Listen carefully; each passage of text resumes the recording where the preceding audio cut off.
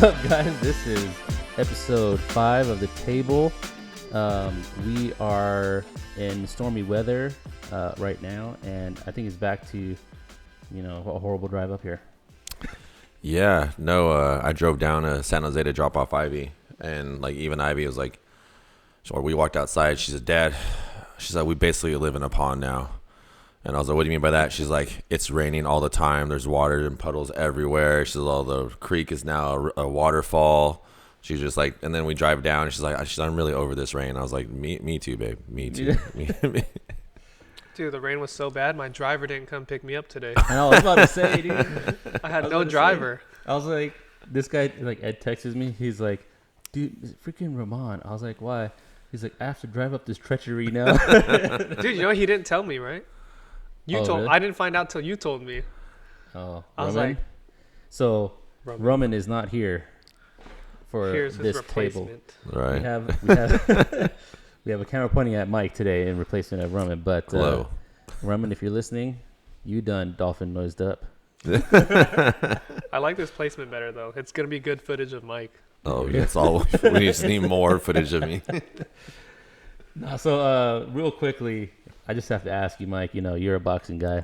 Did you watch the fight, the Jake Paul versus Tommy Fury fight? Yeah. No, we watched it. We watched it on Sunday. Actually, Ed was here. Freaking for family dinner, and we watched it. I mean, it's like they're.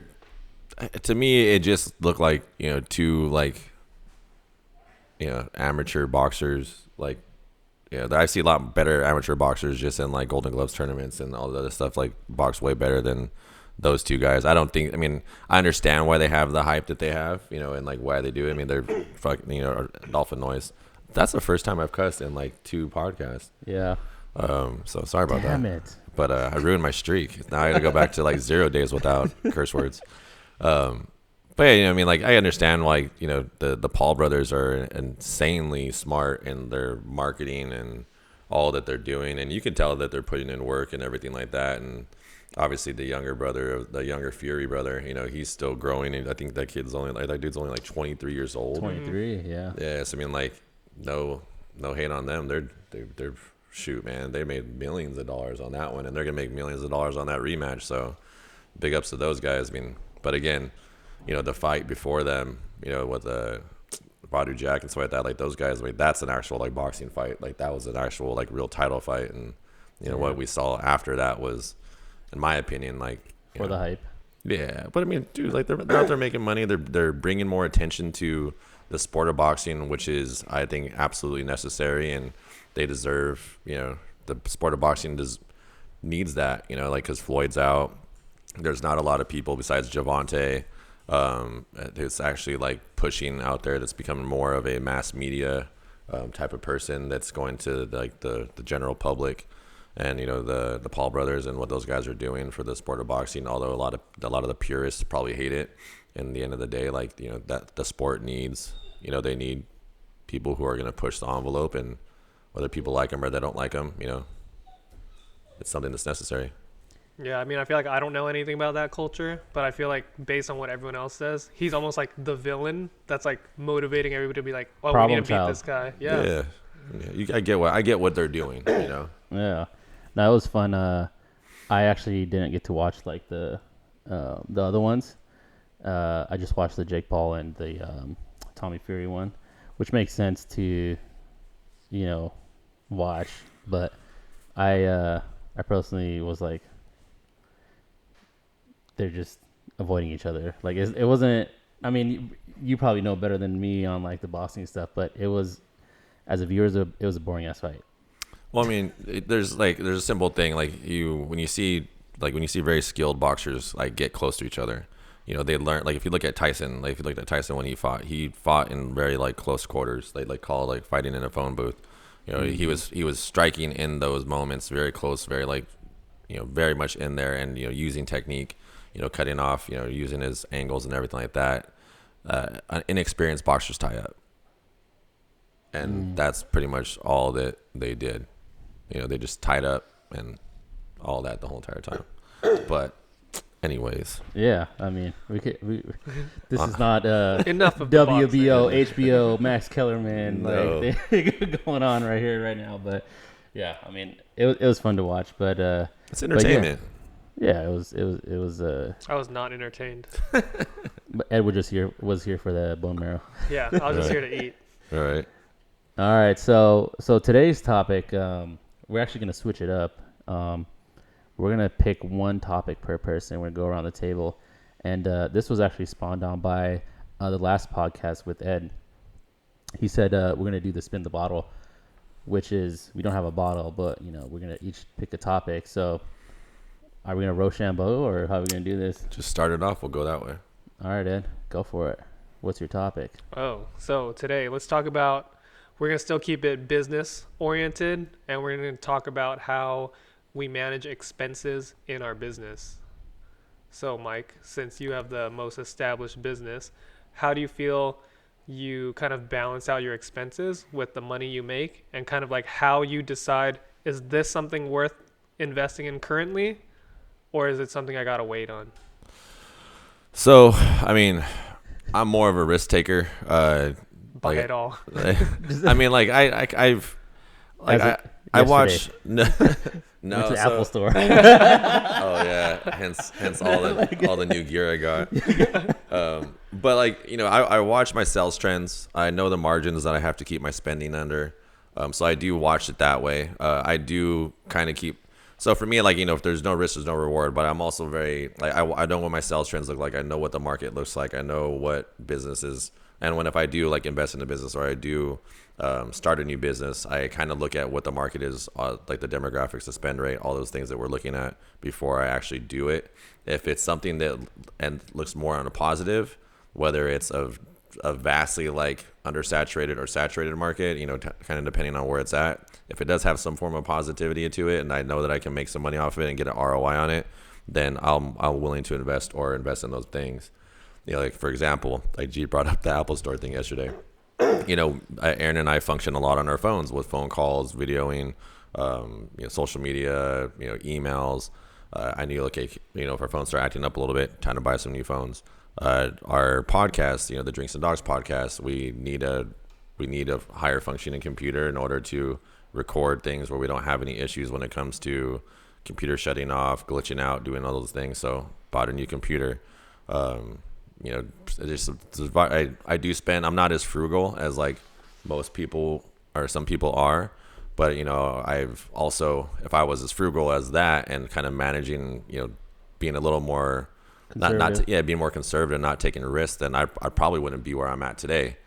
So I take a risk. Sometimes it backfires on me, sometimes it doesn't. I mean, I have a pretty good track record and things that have worked out for me. So I do, despite what most people may think, I do watch sales trends. I do watch markets. I do look at what the economy is doing in a different, not even just in our state, but in different states, because we do operate pretty much throughout the United States, if not the world, especially with TCU. So looking at all those things, that's kind of how I determine what I'm going to spend on. Like I said before, I am more on the risky side of things, so I do take more chances than the average person, but no risk, no reward, right? Mm-hmm. I got a good follow-up question. So one of your big investments recently, I think it's been, 2 years since you got the new facility? Yeah. What were the steps, or what was going through your head? No longer new. Yeah, no longer new. Right. What was going through your head when you wanted to expand from that small one to the bigger one? So, to be completely honest, I was scared shitless when we went into that one because it was, like Ed said, it was not a small investment. Aaron actually, and Aaron's a little more, she's the one I like, perhaps things I've always called her like my brain, because she thinks a lot more logical than I do. Aaron's actually the one that kind of like pushed the envelope on that one. So when I saw her pushing the envelope on that one, I was just like, screw it, let's just run. And we got the building, which is by far the most expensive building we've ever gotten. And then we did the build out. And if you guys watched any of the other videos that we've had before, or we've posted on like my page, like that was a complete empty shell.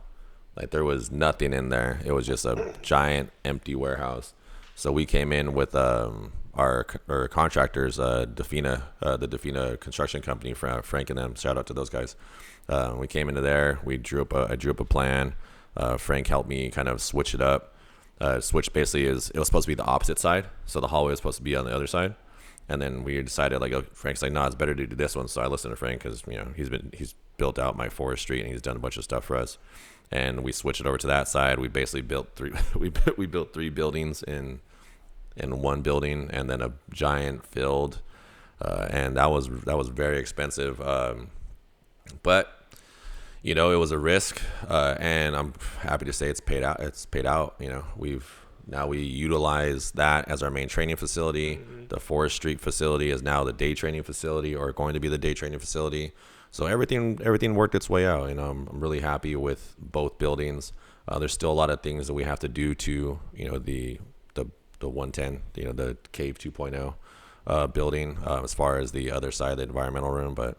Yeah, I mean, the cool thing about having a space that big is that there's always like things to add on, things to improve on, and being able to add more services to our clientele. It's an amazing spot for sure. And because you guys were getting cramped at the old one, right? You had like 5 staff at the time, and it was like basically only 2 rooms, right? No, it was 1. So I mean, besides like the bite shop, like the retail area, Yeah. it was getting a little bit crazy. Like for me, during that time, like even like now. Like I kind of, when I have a full set of staff, I just pull myself back a little bit, and I focus on like doing things like this, helping with the marketing, working on, the raising trains or hiring clientele, and I make sure those guys have, all their clients, all the typical clients. That way they're staying busy. But yeah, like that spot got pretty hectic, especially during those bite nights when you would show up. It was like that thing was just jammed. Yeah, or especially if people had lessons, like. How can 5 people operate there? It was crazy, man. It was crazy, but it was needed, and we got it and built it out, and it's a little masterpiece over there. I mean, as I've been with you in Primal for a long time, I gotta say it's like my hands down my favorite spot. Yeah, mine too. Yeah. Wait, the old one or the new one? No, the new one. Oh, I was like, yeah, I do like the old one a lot. It has AC there. This is true. This is very true. I mean, yeah, it does get very, very hot and then very, very cold. Yeah, tonight's gonna be rough. Yeah. All right, G, you are in a different department of work. What do you primarily invest in, and when do you decide you're ready to add to your equipment or space? Well, the film industry is very toxic. Well, depending on how you look at it, right? I mean, like, I've heard like so many like different like ideologies on it. Like, hey, if you invest in a Red now, people will hire you because you have a Red camera, and from there, it will pay back in like 2-3 years. And I was like, it's like $50K for the XXL Raptor. Like just to get the body and maybe some components to it. See, I don't even know what camera that is because I don't even look at stuff at that range. Well, I mean, for those of you who don't know, like I feel like Ed gets a new camera or a lens or something like nearly every week. So, there's that. But, to answer your question, I would say like a lot of it is actually not on equipment because we do have like a close friend of ours that are. No. Okay. Thanks for distracting me. No. Definitely cut this out, G. Cut it out. So we do have a friend of ours who owns a rental company, and he just like gives us like the best prices for the rental. We just like book it into our clients based on what is needed for the shoot itself. Every shoot is different. There's nothing repeated, unless you're thinking about like studio lighting and like doing interview stuff. Outside of that, like every situation is different.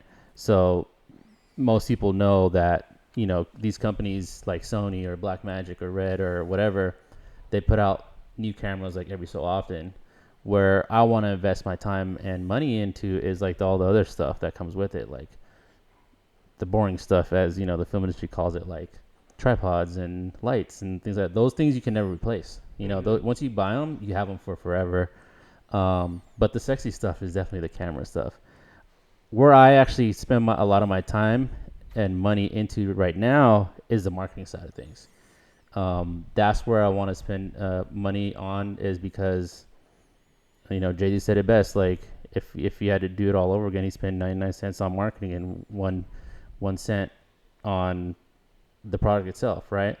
Not to say that the product is bad, but you didn't invest in yourself as far as like marketing stuff goes. So the expenses are, a lot of it goes towards, I would say, like advertising, creating content, a lot of investing in our portfolio.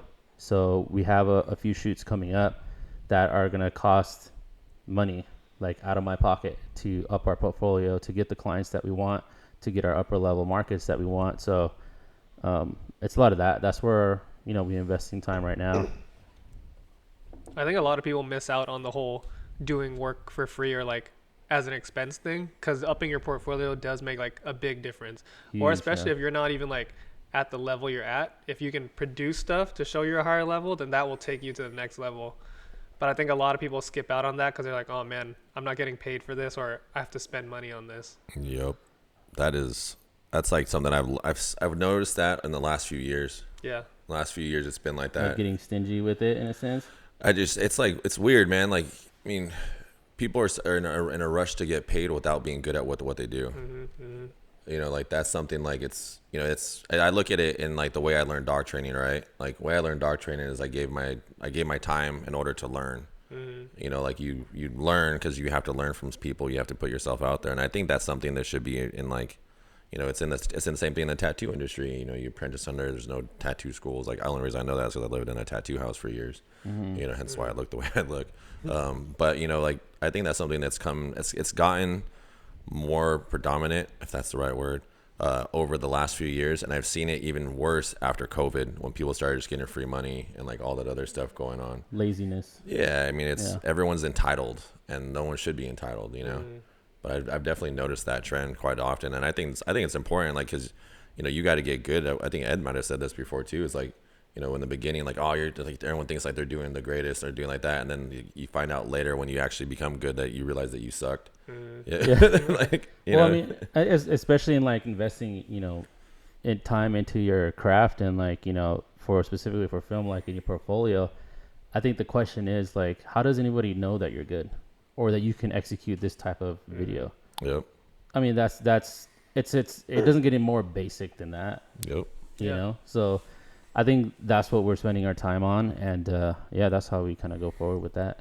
I even think for businesses that are established too, they can still like up it, because I think the other week you texted me, you're like, oh, didn't you just do a wedding? I was like, no, man, that shit was fake. Everybody, all the like the vendors, like the people that do like the flowers, food, models, whatever, everybody came together to just make it look like one, so we could shoot content to advertise themselves. That's dope. Yeah. That's a dope idea. Yeah.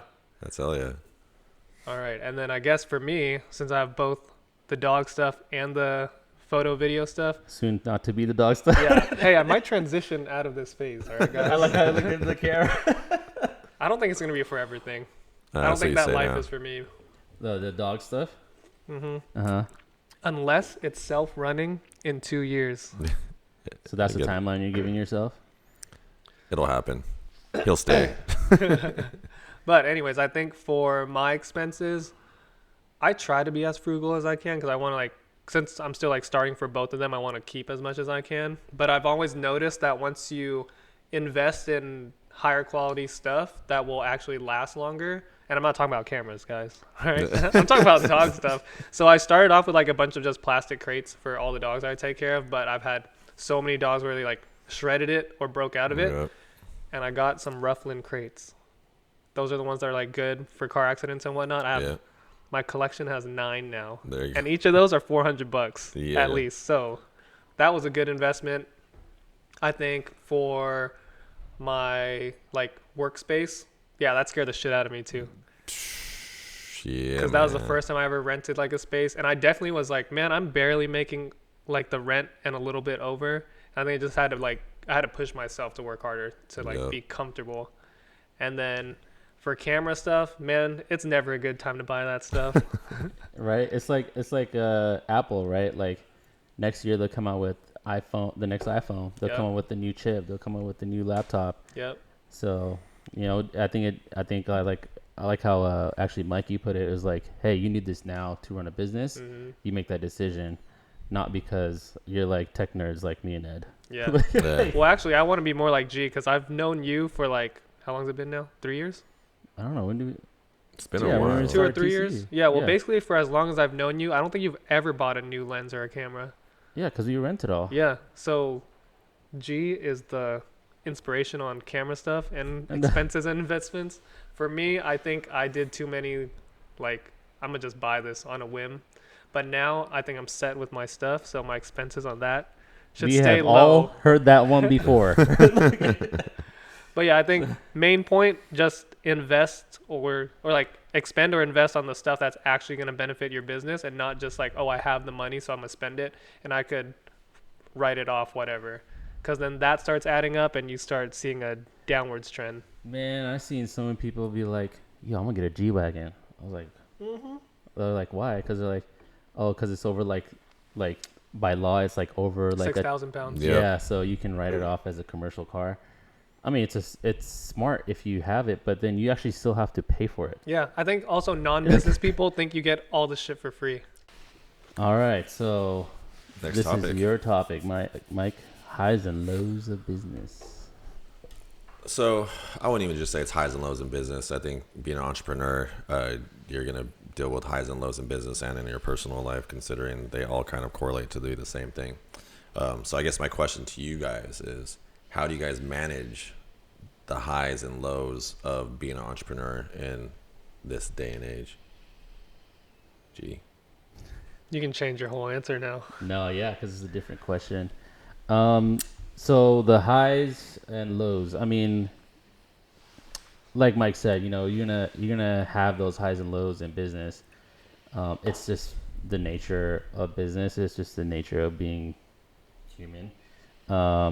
So how I personally deal with the highs is, I celebrate my wins. Like, I think it's equally important to, catch your faults as well as celebrate the wins. Because at the end of the day, like, what do we do it for?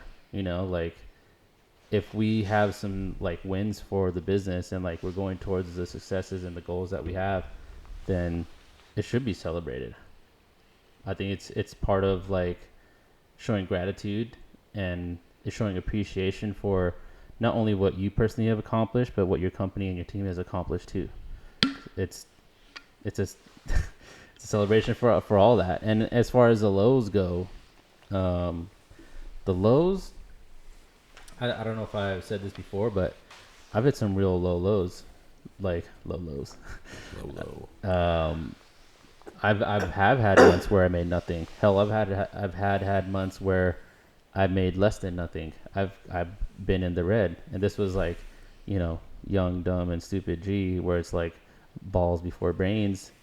But it was also like, I wasn't smart with like investing time and money during that young age. But we all learned to get through it. And as far as like the lows that happen, like further down the line, maybe like COVID time, or like COVID time is actually a perfect explanation, like time to explain that now, is like that was a real low for Vico. It was a huge low because literally our business is gathering people together and filming. We literally could not do that because of COVID. So the good thing is, like, I went to like my partners, these guys sitting here, and we're like, all right, what do? We created War Room. We did TCU. We finded other sources of income. We finded other, businesses. But even during that time, like BCO coincided with like War Room because of all the webinars that we did during that time, so we still provided value and still figured out a way. So I think how we deal with it is like, I think it depends on person to person. You really have to have like that kind of that mindset of like that go mindset that we talked about last podcast, to keep going. But I again, on the highs is like, because we have that mindset and that mentality of like, all right, we got to go and we got to, continue to grow the business. That still is very relevant when it comes to the highs, because we gotta go further. We gotta go, get better, get more clients, reach a wider market of clients. So, celebrate your wins, but when it comes to the lows, like, I personally feel like, hey, what can you do creatively? Where can you invest your time and money and energy in that can reach and help more people? Because that's ultimately like part of why we do the business. We are service providers, or we provide a product, right? So, that's the end goal there. So, yeah, that's what I got to say about highs and lows. Yeah, I think you have a good point for all of those, because I think when any business hits a low, that almost like humbles you a little bit, right? You're like, oh, I can't be like splurging on the highs or anything like that. And you're almost taking it as a learning experience, or not almost, you definitely are. Once you hit either like a low or a zero or negative, it's like, hey, what can I do to make sure we never hit that low again? And then I think once you hit that low, you almost like change your strategy at that point. And I think during that point, you're making your business a lot better just by changing the ins and outs of it, and then preparing for the better highs later. Adapt or die. Mm-hmm. Literally, I think that is what's going to happen, right? And for the highs, whenever I reach a high, I'm just like, okay, this is best case scenario, but what if this is all out the window the next day? Then how are you going to prepare for that? So either have your finances in check, marketing strategies, whatever product. If you're pushing products, then have whatever ready and prepared for that next one. Since it's always trending up and down, I feel like I should not have drank that. The Zevia got some. What did I say? Oh, if there was ups, because since there's always ups and downs, I think the best way to go about it is have the right mindset to not splurge when you're at your highs. Because I do have friends where they're like, oh, I'm going to buy this Louis, I'm going to buy this Gucci, all this stuff once they're at their highs. And of course, they're never going to show the lows on social media, but I'm just like, man, what are you going to do when that time hits? I got a follow-up question to that. Yeah. I think Mike might touch on this a little bit later, but what, like, a lot of rappers say this thing too, is like, well, don't buy the chain. No, no, that's what I experienced. Rapper would say, but if you don't like, almost like, so rappers always say, like, if I had $1 million and I spend it, I'm gonna make it back, right? Because they believe in themselves so much, right? Like, what do you say to that? Like, I know I'm gonna go harder. I know if I made it this far, I can make it even further than that. What do you say to, like, hey, if I spend it on the highs, like, I'll make it back?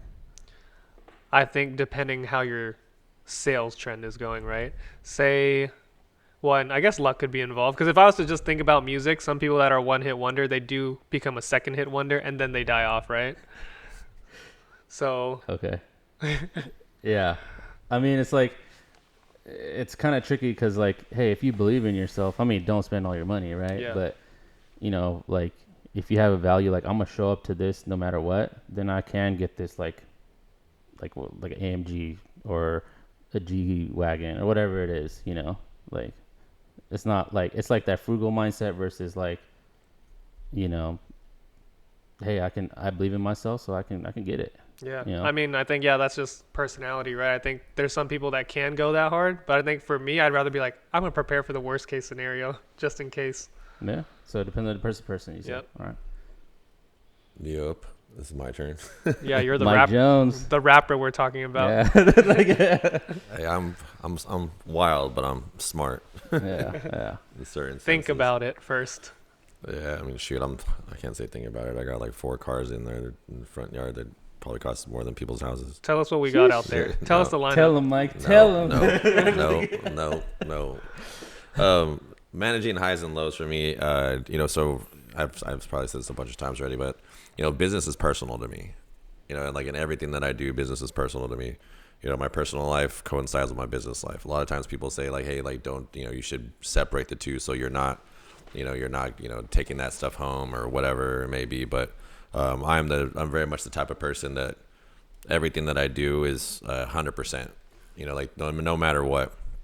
So if I'm gonna do, like, for example, Canine Street League, when we decided to do Canine Street League, me and Oscar had that one podcast, Drinks and Dogs thing.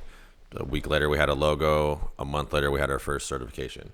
So like, and then in 1 year we did 2 trials, like I don't even know how many seminars and a bunch of camps. a bunch of things. We did a lot of things, and that's just kind of like the pace that I run at.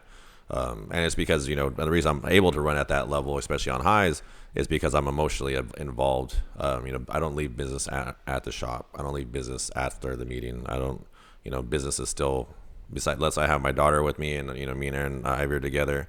And the only time that I'm not thinking about business is when we're literally sitting on that couch watching TV, or we're at horse riding, or we're doing something together as a family. That's literally the only time that, business doesn't really slip into my mind. That's because I'm with my family. So business is always personal to me, which means I'm extremely emotionally attached to those things. So when we hit those highs, it's great. I'm trying to celebrate it. I'm trying to, just because my past and not having like some of the support system I've had, from the majority of my life.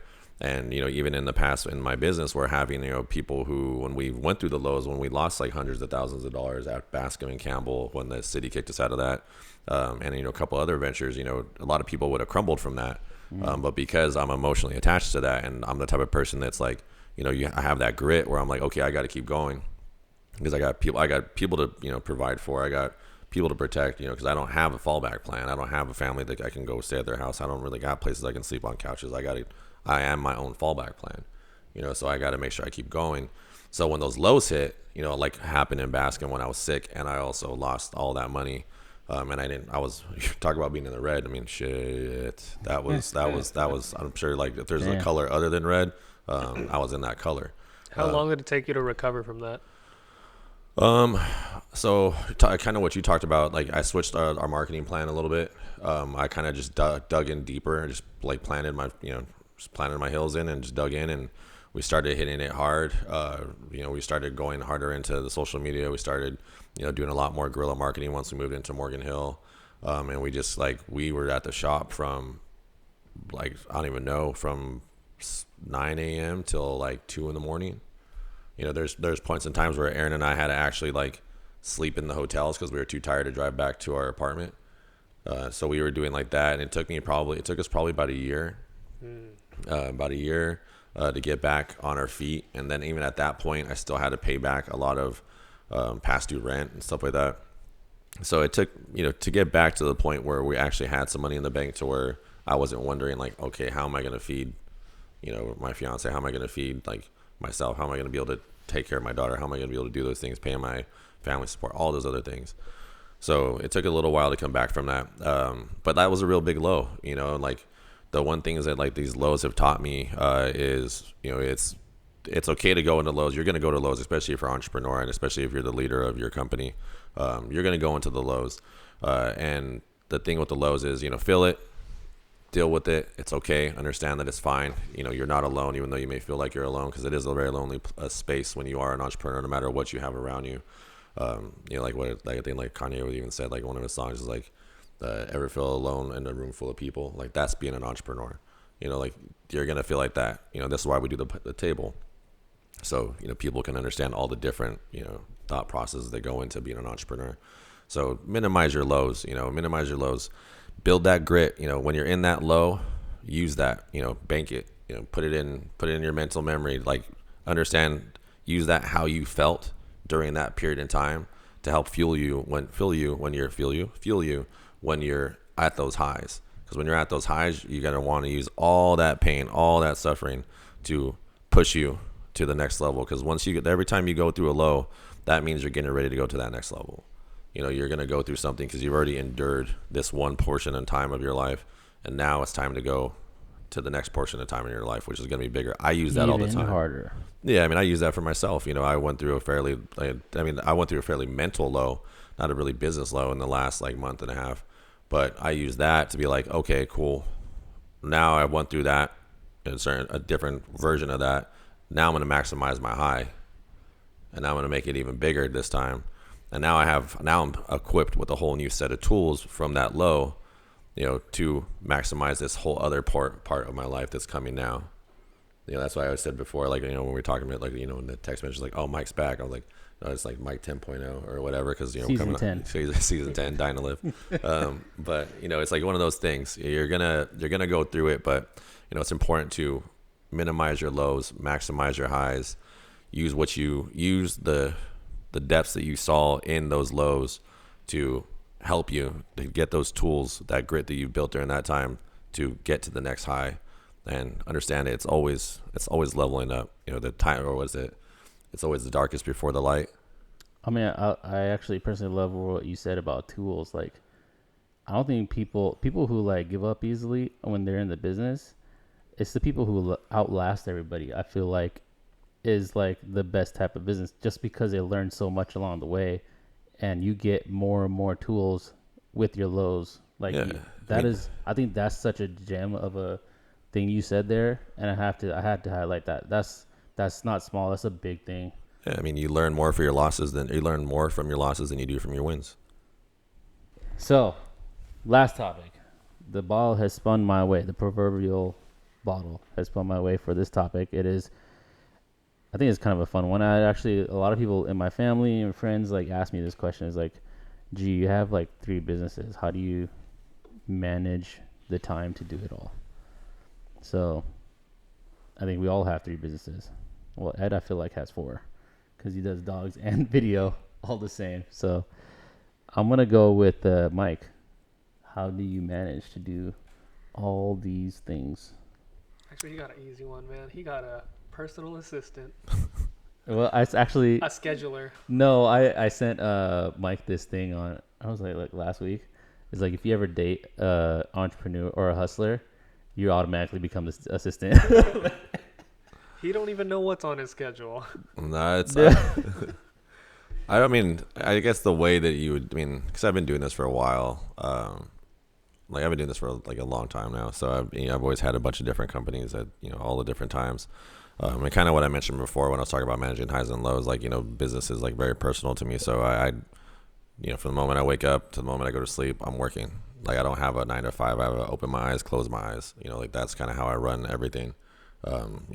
Now in the recent years, I have Erin, who's like my business partner. She runs a lot of the scheduling for Primal Canine. And amongst like the few other businesses for my actual like all the different schedules I have. So I'm kind of just like being point and shot at different places.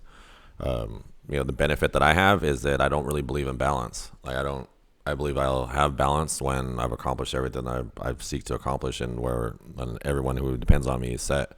At that point I'll have balance, but I don't really believe in balance. A lot of times people, when they're just starting out in their careers, or just starting out with their businesses, they want balance, right? They have significant others or friends that want to hang out with them, and like they drag them down and they talk bad about them because they're like, oh, you don't need to spend all your time doing this stuff. You don't need to spend all your if when someone asks you, how do you manage your time?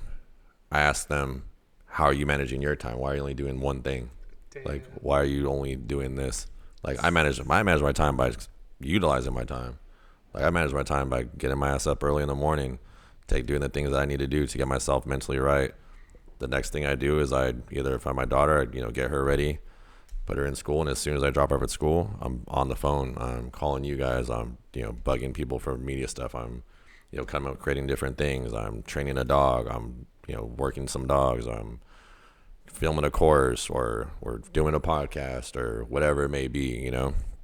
I utilize my time differently depending on what I'm working on and what day it is. Tuesdays are our media day, so we do media most of the day, and then we do bite work and all the other stuff for bite night. So how I manage to do the things that I do, I have good business partners. I do a lot of stuff. Like I do. I do a lot of stuff, but I guess the best way to say it is that I don't seek balance. I don't look for downtime. I don't like having downtime. It's not something that works for me. If it works for you, it works for you. That's great, but that doesn't work for me. So that's kind of how I'm able to do the things that I do. Like I said before, like I maximize my highs when I'm on my highs, and I minimize my lows when I'm on my lows, and even when I'm on my lows, I still work. But yeah, that's kind of how I manage to do things. I just start working as soon as eyes open, and stop working when my eyes close. I think for me, it's I think I look at it more systematically.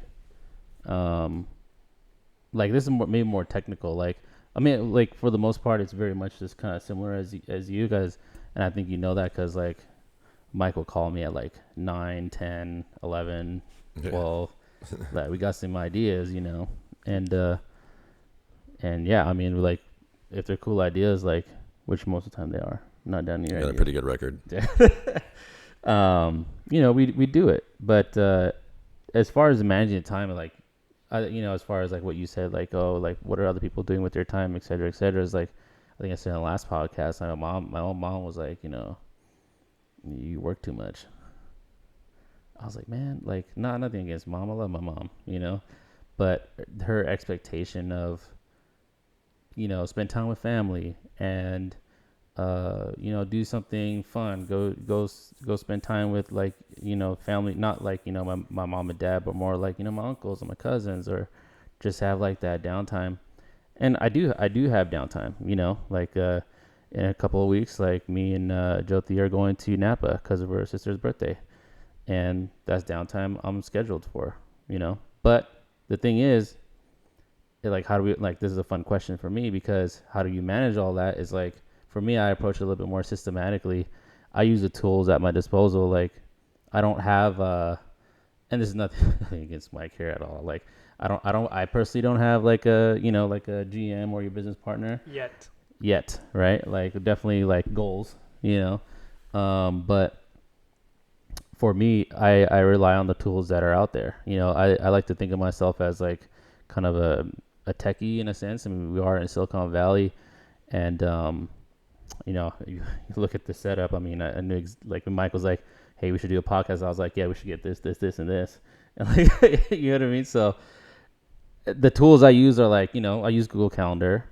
That helps. I color coordinate. I organize things that way. I'm a kind of a organizational freak in that nature, because I think if you guys listen to the first podcast, everyone made fun of me because I take notes. Like, I don't know. No, like, we love it, man. Raman for just you said guys, I don't know who was roasting you. Yeah. The guy who's not here. But yeah, I mean, I use things like Notion, which is like my task manager, Google Calendar for my scheduler.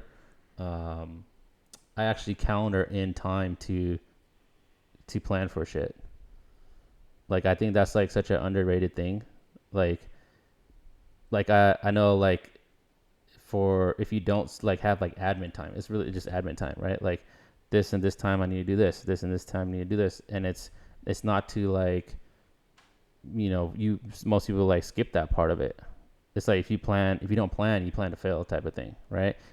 If it's on my calendar, and I know, like, I don't even get trouble for this. Like, Jyoti gets mad on me that I schedule things with her, like, and that's like messed up in a sense. But I told her, I was like, if you're on my calendar, that means it's important. You know what I mean? So if you're on my calendar to block off like time, and like that means you're important, it's worth like you putting it on my calendar. So in that same way, like, if marketing needs to happen, like how Tuesdays are our TCU Street League, media days, Mondays are like BCO media days for me. Wednesday through Friday are my prospecting days. I got to deal with clients, meetings, any editing that has to go on, and weekends are usually like if there's anything need to be caught up on, or research and development. So that's kind of how I break it up on that level. But I utilize my tools. I mean, there's so many free tools that are out there that everyone can utilize, and I named a few of them. Some you even have to pay. I mean, what's $20 a month for you to get your things scheduled and have I don't want to say it's peace of mind, because I don't think you really truly have that peace of mind. I think peace of mind is just another word for balance, right? In a sense.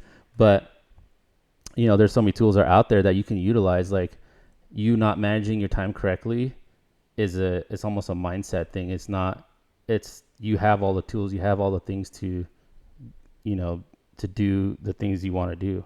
For us, as 3 businesses and all the projects that we have, I mean, we're doing it. We are living proof of it. So, yeah. I feel like I kind of went on a rant there. Yours was good. His is the good example of what to do. Now I'm going to give you the bad example. Oh, no. All right. Well, I'm not like disorganized, but let's just look through here. So for my dog training private session stuff, I have it all on a square calendar. For people who can't see this, Ed has pulled out his phone to kind of figure out what how he organizes. So I have a Square calendar for all my private and group sessions. Then on my Google calendar, I have board and trains or dog sitting dogs / I guess family events. And then I have like a list of alarms for the daily stuff. I have errands to run that day. Then I have a shared note with G for to-dos for the Canine University and Street League. And then I also have an email thread with another client for media stuff. So don't do that. Also, this is not sponsored, but G did introduce me to Notion, which I'm going to start using so I could compile all that together. And I think if you have a mess like me, I think having everything together will help, because the main reason why I start missing out on certain things, or if I like overlook something, is because I have too many things to check. I have to go through all 5 or 6, whatever that I named. I don't even know how many. And then sometimes I'll get that text from G's like, hey, where's that reel? And I'm like, what reel? So I think, yeah, do it more systematically like G. Get something in order where you can put everything together into one and break down the details, and definitely schedule like the family events. Because similar, like for me, right? My parents are like family. They're like, man, you do all this, but you don't have time for family. And I think depending on what culture, people do value that a lot, right? And I think for people doing entrepreneurship, they should definitely have those things hard scheduled so they don't miss out on it. So I think the thing that you were saying about how she was weirded out with you putting her on the schedule, that's how it got to go. Yeah. Yeah, I mean, I think I had to really explain it to her, like, in case she sees this. No, she watches these all the time. She's like our biggest fan. So I think you've seen the comments and like reposts and all, but she will definitely see this. But I've already explained to her. There's nothing new to her. Yeah. You know. Yeah. It's just what it is. It's what it is. Google Suite works really well too for all that stuff. Yeah, exactly. I mean, so we tie that in with our phones and stuff like that. That's what I'm saying is like the tools are out there. Yeah. If you have how do we do it and you want to do it, not doing is an excuse. There's a way to do it, you know. So just do it and figure it out on the way. Yeah. We already went yours, right? Yep. Cool. So is that it? That's a wrap. Wow. Do a clap out. No. All right, guys. That has been the table episode 5. You can follow us at network.ptv. We are really trying to grow that Instagram because we have all the podcasts, Drinks and Dogs, the table. We have, all the YouTube shows that we produced over the years on there. Any new things that are coming out, you'll find it there first. So give us a follow. Anything else you want to shout out, right? Yeah, make sure you guys are liking, sharing, and commenting on the YouTube. Also, share this with your friend. Let's share the podcast with your friends. Again, we do this for free.